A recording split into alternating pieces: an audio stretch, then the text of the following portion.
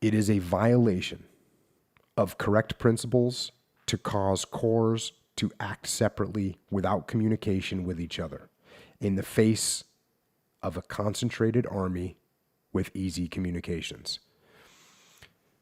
This is the same theme. This idea that you want to stay together. You want to work together. You want to, and I'll throw this word out there in case people didn't catch it the first time I said it, the word mutually support, or the words mutually support. You want to mutually support each other. Now, what we find in the business world is you get different elements inside of a company that do not work together. They don't communicate with each other. And it's the same thing as being out on the battlefield and you got your platoon and I got my platoon. And if we're not talking, how are we helping each other? We're not. And if you try and hit the enemy and the enemy's bigger and stronger than you are alone, well, he's going to beat you. And then if I try and, later, even if it's an hour later, I try and hit him. Well, guess what? He's bigger and stronger than you, and he's bigger and stronger than me. He's going to beat me. We have to join together and work together. It's so obvious. I know it's obvious.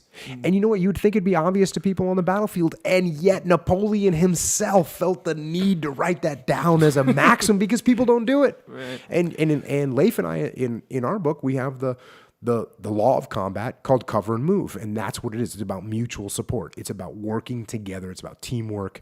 And it's about not having silos in your organization where one person just is going to be on their own, or one element's on their own and another element's on their own and another element's on their own.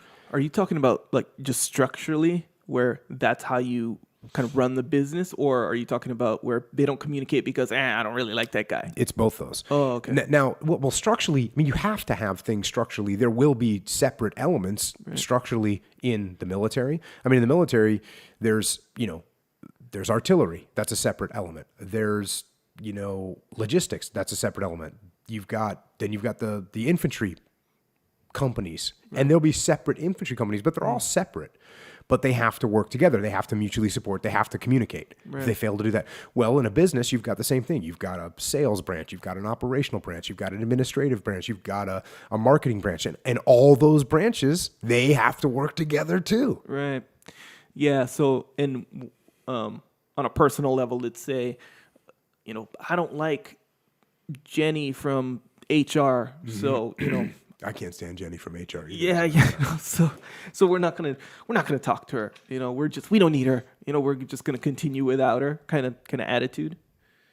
Yes, that's a classic example. If anyone decides that for personal reasons or whatever, they're not going to work with someone else, that's exactly what I'm talking about. And it does happen it happens so often in businesses, it's ridiculous. Right. And it happens in the military too. It happens in SEAL platoons. It happens in inter-services.